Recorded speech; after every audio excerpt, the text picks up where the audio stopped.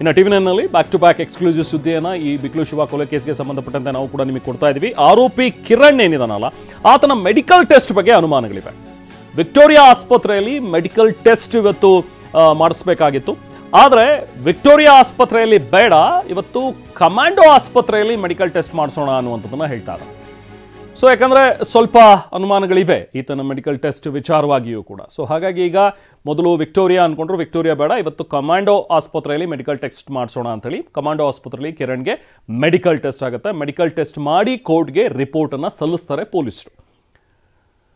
So ಅಂದರೆ ಈ ಎಲ್ಲ ಆರೋಪಿಗಳೇನಿದ್ದಾರೆ ಆ ಟೈಮ್ನಲ್ಲಿ ಈಗ ಕೊಲೆ ಮಾಡಿದಂಥ ಸಂದರ್ಭದಲ್ಲಿ ಅವರ ಮಾನಸಿಕ ಸ್ಥಿತಿ ಅಥವಾ ಅವರು ಏನಾದರೂ ತಗೊಂಡಿದ್ರ, ಬೇರೆ ಏನಾದರೂ ಡ್ರಗ್ಸು ಆ ಥರದ್ದೇನಾದರೂ ಗಾಂಜಾ ಹೊಡೆದಿದ್ರ, ಇದೆಲ್ಲವೂ ಕೂಡ ಚೆಕ್ ಮಾಡಬೇಕಾಗತ್ತೆ. ಆಲ್ಕೋಹಾಲಿಕ್ ಆಗಿದ್ರ, ಇದೆಲ್ಲದ್ರ ವಿಚಾರವಾಗೂ ಕೂಡ ಮೆಡಿಕಲ್ ಟೆಸ್ಟ್ಗಳನ್ನು ಮಾಡ್ತಾರೆ ಇನ್ಫ್ಯಾಕ್ಟ್. ಸೊ ಪ್ರೊಸೀಜರ್ನ ಒಂದು ಭಾಗ. ಇನ್ನು ಅದ್ರ ಜೊತೆಗೆ ಈಗ ಬಸವರಾಜ್ ಅವ್ರ ಬಗ್ಗೆ ನಾವು ಮಾತಾಡ್ತಾ ಇದ್ವಿ. ಭರತಿ ಬಸವರಾಜ್ ಅವರು ಸಚಿವರಾಗಿದ್ದಂಥವ್ರು, ಸೊ ಈಗ ಶಾಸಕರು.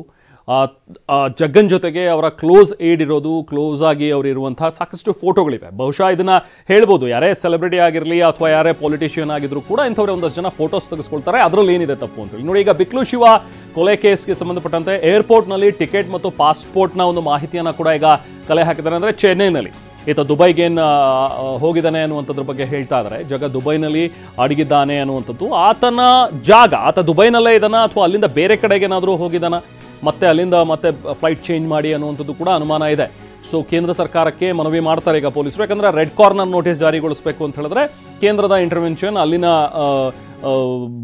ಹೋಮ್ ಮಿನಿಸ್ಟ್ರಿಯಿಂದ ಬರಬೇಕಾಗತ್ತೆ. ಸೊ ಗೃಹ ಇಲಾಖೆಯಿಂದ ಸೆಂಟ್ರಲ್. ಸೊ ಹಾಗಾಗಿ ರೆಡ್ ಕಾರ್ನರ್ ನೋಟಿಸ್ಗೂ ಕೂಡ ಮನವಿ ಮಾಡೋದಕ್ಕೆ ಪೊಲೀಸರು ಸಿದ್ಧತೆಯನ್ನು ಮಾಡ್ಕೊಳ್ತಾ ಇದ್ದಾರೆ. ಯಾಕಂದರೆ ಬೇರೆ ದೇಶದ ವಿಚಾರ ಆಗಿರೋದ್ರಿಂದ, ಬೇರೆ ದೇಶದಲ್ಲಿ ಈತ ಹೋಗಿರೋದ್ರಿಂದ ಅಲ್ಲಿಂದ ಕರ್ಕೊಂಡು ಬರಬೇಕು ಅಂತ ಹೇಳಿದ್ರೆ ಆಗ ಕೇಂದ್ರ ಸರ್ಕಾರ ಇಂಟರ್ವೆನ್ಷನ್ ಆಗಲೇಬೇಕಾಗತ್ತೆ. ಸೊ ಹಾಗಾಗಿ ಗೃಹ ಇಲಾಖೆಗೆ ಪತ್ರವನ್ನು ಕೂಡ ಇಲ್ಲಿನ ಪೊಲೀಸರು ಬರೀತಾರೆ. ರೆಡ್ ಕಾರ್ನರ್ ನೋಟಿಸನ್ನು ಜಾರಿಗೊಳಿಸಿ ಇಂಥವನು ಈ ರೀತಿಯಾಗಿ ಕೊಲೆ ಆರೋಪಿ A1 ಆಗಿದ್ದಾನೆ, ಅವನನ್ನು ಕರ್ಕೊಬರಬೇಕು ಅಂಥೇಳಿ. ಸೊ ಇದೆಲ್ಲವೂ ಕೂಡ ಈಗ ಸದ್ಯಕ್ಕೆ ನಡೀತಾ ಇರುವಂಥ ಒಂದು ವಿಚಾರಣೆ ಸಾಕಷ್ಟು ಚುರುಕು ಪಡೆದುಕೊಂಡಿದೆ ಈಗ ತನಿಖೆ.